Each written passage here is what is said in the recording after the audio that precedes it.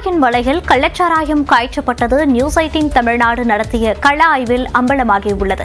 கல்வராயன் மலை வனப்பகுதிக்குள் இருந்து செய்தியாளர் கோகுல் அளித்த கள தகவல்களை தற்போது பார்க்கலாம்.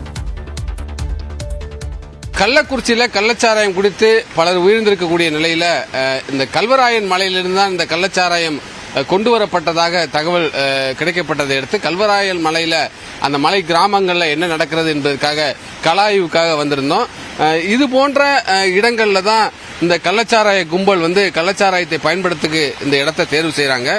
இந்த கல்வராயன் மலை ஏறக்குறைய 15 ஊராட்சிக்கு உட்பட்டு ஏறக்குறைய 120 கிராமங்களை கொண்ட இடம் தான் இந்த கல்வராயன் மலை.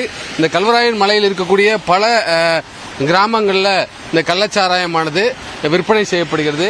இந்த விற்பனை செய்யப்படக்கூடிய கள்ளச்சாராயங்கள்லாம் இது போன்ற இடங்கள்ல தான் கள்ளச்சாராயத்தை காய்ச்சுறாங்க. குறிப்பாக இது போன்ற ஓடைகள் இருக்கக்கூடிய இடத்துல இந்த கள்ளச்சாராயத்தை காய்ச்சு இடமா தேர்வு செஞ்சிருக்காங்க.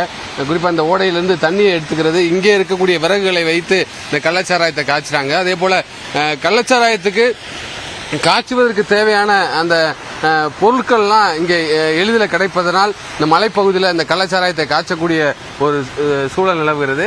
இந்த நம்ம கையில் இருக்கக்கூடிய இந்த காய் கடுக்காய் காய், இது இந்த மலைப்பகுதியில் கொட்டி கிடக்கிறது. இந்த கடுக்காய் காயை கூட இந்த கள்ளச்சாராயத்தில் சேர்ப்பதாக சொல்றாங்க. இந்த கடுக்காய் காய் இந்த மலைப்பகுதியில் கொட்டி கிடக்கிறது.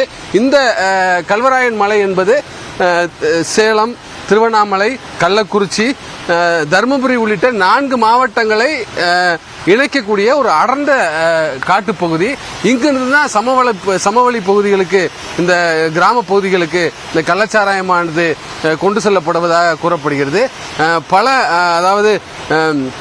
பல மாவட்டங்களுக்கு இந்த கல்வராயன் மலையிலிருந்து இந்த கள்ளச்சாராயங்கள் சப்ளை செய்யப்பட்டு வருவதாகவும் இங்கேயும் விற்பனை செய்யப்பட்டு வருவதாக கூறப்படுகிறது.